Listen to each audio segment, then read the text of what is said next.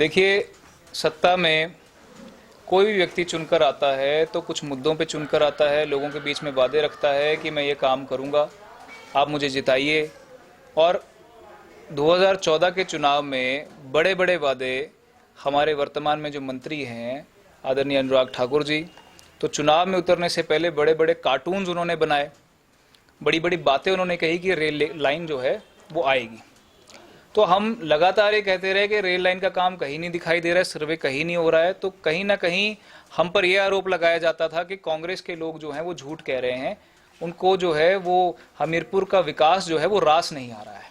तो अभी अंदर मैंने एक प्रेजेंटेशन दिखाई, जिस प्रेजेंटेशन में सबसे पहले 14 में जो उन्होंने बड़े बड़े कार्टून्स बनाए वो मैंने आपको दिखाया, जिसमें प्रधानमंत्री जी को भी साथ लेकर वो चले हुए हैं कि अब विकास नहीं रुकेगा और रेल लाइन जो हमीरपुर तक पहुंचेगी।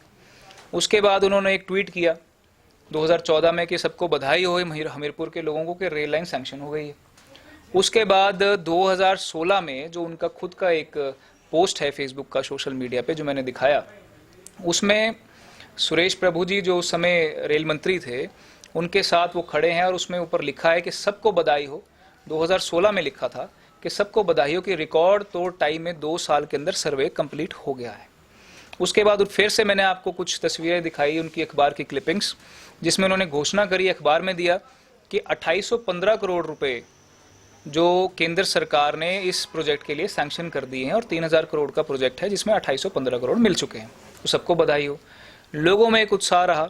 अगला चुनाव 2019 का आया, उसमें भी उन्होंने यही मुद्दा उठाया कि इतने पैसे तो आ गए, बस प्रोजेक्ट को पूरा होने में समय लगता है।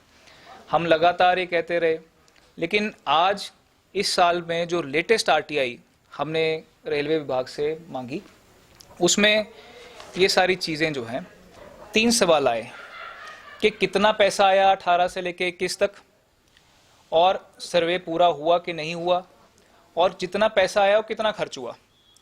तो मज़ेदार 3 सवाल खड़े होते हैं मंत्री जी के आगे और भारतीय जनता पार्टी के आगे। इसमें से जितने पैसे आए वो भी खर्च नहीं हो पाए।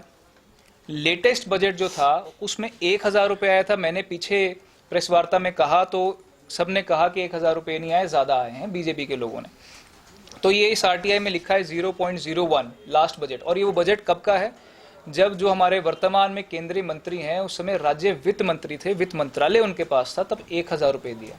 और सेकेंड लाइन में साफ शब्दों में लिखा है कि सर्वे पूरा नहीं हुआ है।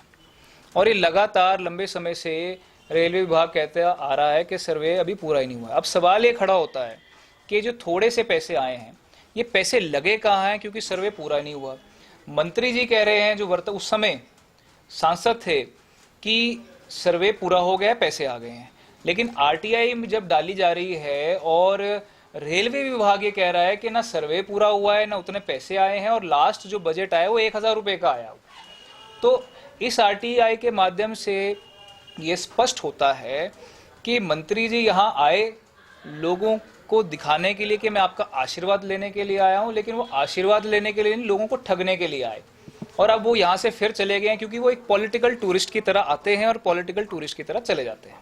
और जब जब पत्रकार बंधु या विपक्ष के कोई लोग या कोई आम व्यक्ति भी उनसे सवाल पूछता है कि आप ये बताइए कि रेल का क्या हुआ, तो गुस्सा हो जाते हैं या अपना जवाब जो है वो देते ही नहीं है।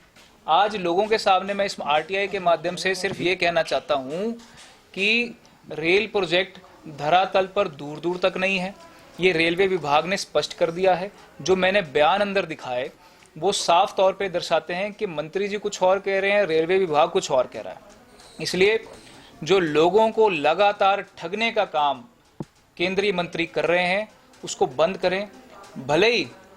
भले ही उनको सुप्रीम कोर्ट ने एफिडेविट के तौर पे जो है वो माफ़ी दे दी होगी, लेकिन अगर वो अब एफिडेविट पे भी जो है हमीरपुर संसदीय की जो जनता है संसदीय क्षेत्र की, उसको एफिडेविट पे भी अगर माफ़ी मांगने का प्रयास करेंगे तो भी यहाँ के लोग माफ़ नहीं करेंगे।